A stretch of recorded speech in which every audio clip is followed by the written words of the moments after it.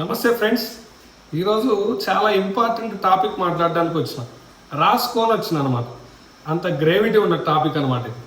తమిళనాడు నుంచి వచ్చిన ఒక IAS officer Telangana social welfare residential education సొసైటీకి సెక్రటరీగా ఉన్నారనమాట. ఆమె పేరు అలుగు వర్షిని. ఆమె తెలంగాణ రెసిడెన్షియల్ ఎడ్యుకేషన్ సొసైటీలో చదువుతున్న పిల్లలకి తెలివి నేర్పించడానికి వచ్చిందనమాట. అంతకుముందు మన పిల్లలకి తెలివి లేదు. ఆమె కొత్తగా తెలివి నేర్పించడానికి తయారైందనమాట. ఆమె నేర్పించే తెలివి ఏంటంటే పిల్లగాళ్ళు టాయిలెట్లు గడగాలి, రొట్టెలు చేసుకోవాలి, బూజు దులపాలి, వాళ్ళ క్లాసు వాళ్ళే క్లీన్ చేసుకోవాలి, టీచర్ అటెండెన్స్ రిజిస్టర్ రాస్తే ఆ టీచర్ అటెండెన్స్ రిజిస్టర్ మనమే ఫిల్ చేయాలి. ఈ తెలివి నేర్పడానికి ఆమె ఐఏఎస్ చదివిందనమాట. ఐఏఎస్ అనే బదులు ఐఆర్ఎస్ అంటే సరిపోతుందేమో. అంటే ఆమె మాట్లాడిన మాటలను బట్టి ఆమె ఏమంటది, ఈ పిల్లలు చేసే పని ఏదైతే ఉందో 6 నెలల్లో 20 గంటలు కూడా చేయట్లేదు, దీంట్లో పెద్ద ఫరక్ ఏముంది, తర్వాత వాళ్ళంతా కూడా పెద్ద పాష్ ఫ్యామిలీస్ నుంచి రాలేదని మాట్లాడుతుంది అనమాట. పాష్ ఫ్యామిలీస్ నుంచి రాలేదంటే ఎంత అహంకారం, ఎంత బ్రాహ్మణిక్ మెంటాలిటీ. పిల్లలు అందరూ 2 లక్షల కంటే తక్కువ ఉన్న ఫ్యామిలీ నుంచి వస్తున్నారు. పిల్లలతో పాటు రోటీ చేపిస్తున్నారు. అయితే మంచిది, నేను అది ఫోటోగ్రాఫ్ మా ప్రిన్సిపల్స్ అందరూ గ్రూప్ లో పెడతాను. పిల్లలతో పాటు రూమ్ క్లీనింగ్ చేపించుకుంటున్నారు. They must do the room cleaning. Who will clean their rooms? Okay, once sweeper వెళ్ళి క్లీన్ చేస్తారు. 4సారి పిల్లలు ఎందుకు క్లీన్ చేసుకోరు? పిల్లలతో పాటు టాయిలెట్ కడిపిస్తున్నారు. Why can't they clean their own toilets? అందరికి మీకున్న ప్రివిలేజ్ ఎట్లుంటది మేడం? పాష్ ఫ్యామిలీస్ నుంచి అందరు ఎట్లా వస్తారు? ఈ పనులు వీళ్ళెందుకు చేయాలి? టాయిలెట్స్ క్లీన్ చేయడానికి గత ప్రభుత్వం నిధులు కేటాయించిందంట. మాకు ఇన్ఫర్మేషన్ ఉంది మేడం. ఐఏఎస్ ఆఫీసర్ అయ్యండి, నువ్వు ఏం అడగాలి? రెసిడెన్షియల్ ఎడ్యుకేషన్ సొసైటీలో నిధులు టైంకి రావట్లేదు, గవర్నమెంట్ ప్రెజర్ చేయాల్సిన బాధ్యత మేడం. నిధులు రావట్లేదని చెప్పి పోరగాళ్ళు పట్టుకొని టాయిలెట్లు క్లీన్ చేయాలంటే మీ పిల్లగాళ్ళు బడికి పోయి టాయిలెట్లు క్లీన్ చేస్తురా? నువ్వు ఎవరైతే చెప్తే ఆడుతున్నావో సీఎంఓ లేకపోతే ఆ మినిస్టర్లో వాళ్ళ పిల్లలు కూడా బళ్ళలకు పోయి టాయిలెట్లు క్లీన్ చేయడం, రొట్టెలు చేయడం, బూజు దులపడం, ఈ కార్యక్రమాలన్నీ చేస్తున్నారా? లేకపోతే వాళ్ళ నాయనో లేకపోతే వాళ్ళ పని మనిషో వాళ్ళ సెక్యూరిటీ గార్డో వాళ్ళ ఇంకెవడో స్కూల్ దగ్గర దింపితే దర్జాగా పోయి సాయంత్రం ఇంటికి వచ్చి సరదాగా బ్యాగ్ డిస్రేయంగా ఇంటికి రాగానే అన్ని సౌకర్యాలు అనుభవిస్తున్నారు కదా, ఆ టైప్లో ఈ పిల్లలు ఉన్నారా? ఈ పిల్లలు ఇంటికి పోతే చేసే పనులు అయ్యే మేడం, రొట్టెలు రుద్దడం, బర్రెలు కాయడం, తర్వాత నాయనమ్మటో అమ్మమ్మటో పొలం కాటికి పోయి పనులు చేయడం, ఈ పనులు అన్నీ కూడా వాళ్ళు చేస్తారు మేడం. వాళ్ళ జీవితాల్లో ఈ పనులు ఉన్నాయి. నువ్వు నేర్పే క్రమశిక్షణ కొత్తగా ఏమీ లేదు.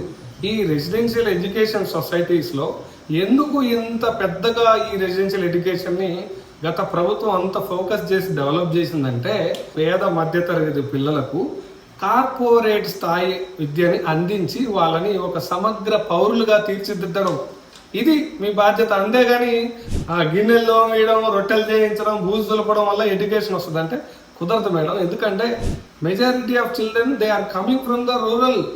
మీరు నేర్పేది ఏముంది కొత్తగా? Holistic education. ఆడియోలో వింటున్నారు కదా మీరు, ప్రభుత్వము ఏమీ ఇంపోజ్ చేయట్లేదంట. ప్రభుత్వం చెప్పకపోతే, ప్రభుత్వం కనుసైగల్లో మీరు పనిచేయకపోతే, మీకంటూ ఒక అడానమస్ లేకపోతే మీరు ఎవరి మాటని ఈ మాటలన్నీ మాట్లాడుతున్నారు? మీరు అంత పొగరుగా మాట్లాడాల్సిన అవసరం ఏముంది? హోలిస్టిక్ ఎడ్యుకేషన్ శ్రమదానం మీరిచ్చేది, మా జీవితాల్లోనే శ్రమ ఉంది. శ్రమదానం గురించి మీరు చెప్పేది మాకు అర్థం కాదు.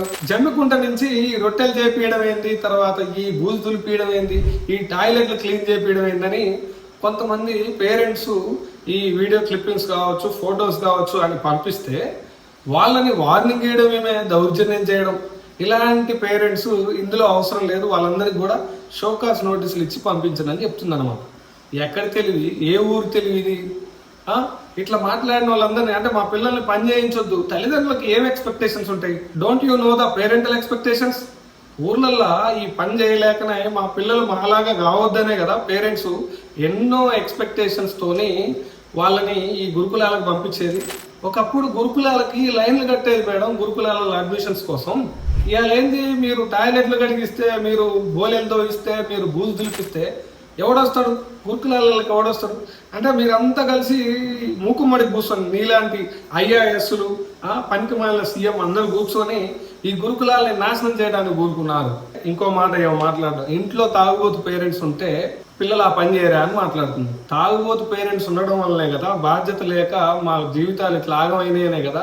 పిల్లలన్నా బాగుపడాలి, తల్లిదండ్రులు ఎట్లాగో చెడిపోయారు, మా కుటుంబాలు తరతరాలుగా నాశనం అయిపోయినాయి, వెనకబాటుకి నెట్టివేయబడ్డాయనే కదా, విద్య ద్వారాగా ఈ పేదల జీవితాల్లో వెలుగులు వస్తాయన్న ఉద్దేశంతోనే కదా ఈ రెసిడెన్షియల్ స్కూళ్ళ మీద ఒక ఆశతోని పేద పిల్లలు వచ్చి జాయిన్ అయ్యేది. అంటే మీరేం చెప్పాలనుకుంటున్నారు? తండ్రి తాగుబోతోడైతేనో లేకపోతే తల్లి ఒక శ్రమజీవి అయితేనో ఈ పిల్లలు కూడా ఇదే పని చేయాలి, ఇక చదువుకోవద్దు, టాయిలెట్లు దూడవాలి, లేకపోతే ఇంకేదో చేయాలని ఏ వ్యవహారం ఇదంతా? ఎవరు చెప్తున్నారు మీకు తెలివి? గతంలో రెసిడెన్షియల్ ఎడ్యుకేషన్ ఎట్లుందో మనకు తెలియదా? రోడ్ల మీద బార్లు కట్టే తల్లిదండ్రులు అడ్మిషన్ కోసం. రెసిడెన్షియల్ ఎడ్యుకేషన్ అచీవ్మెంట్ ఏంది?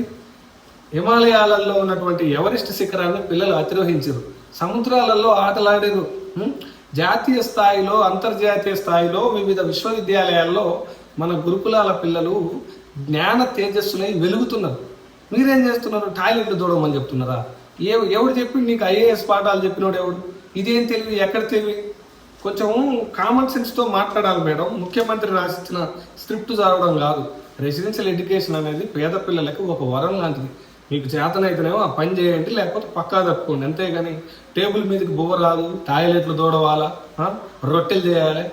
రొట్టెలు చేయడానికి, టాయిలెట్లు చేయడానికి అయ్యండి మేము ఎందుకు రావాలి రెసిడెన్షియల్ స్కూల్కి? ఊర్లలో కూడా ఉన్నాయి స్కూళ్ళు, జెడ్పీహెచ్ఎస్ స్కూళ్ళు ఉన్నాయి, అది చదువుకోవచ్చు కదా. ఇక్కడ ఏదో ఎక్స్పెక్టేషన్స్ తోటి వస్తారు కదా. మతి భ్రమించిన వ్యక్తిలాగా కాకుండా కొంచెం ఐఏఎస్ చదువుకున్న వ్యక్తిలాగా మాట్లాడితే బాగుంటుంది. సరే, ఈ సబ్జెక్ట్ మీద నేను ఎందుకు చేయాల్సి వచ్చిందంటే, నేను కూడా రెసిడెన్షియల్ విద్యలో చదువుకున్న వ్యక్తిని. రెసిడెన్షియల్ డిగ్రీ కాలేజీలో చదువుకున్న, స్కూళ్ళల్లో కాలేజీలలో చదువుకునే అవకాశం లేకపోయినా సరే రెసిడెన్షియల్ డిగ్రీ కాలేజీలో చదువుకోవడం వల్లనే ఈ మాత్రం ఇంగ్లీషు ఎంతో కొంత జ్ఞానం అనేది ప్రపంచం గురించి అవగాహన అనేది ఏర్పడ్డది అనమాట. సరే, ఇంతవరకు మన ఛానల్ ఎవరైనా సబ్స్క్రైబ్ చేయకపోతే ఇలాంటి ఇంట్రెస్టింగ్ టాపిక్స్ మీద మనం అందరం కలిసి డిస్కస్ చేయాలంటే please subscribe our channel, please support. Thank you so much.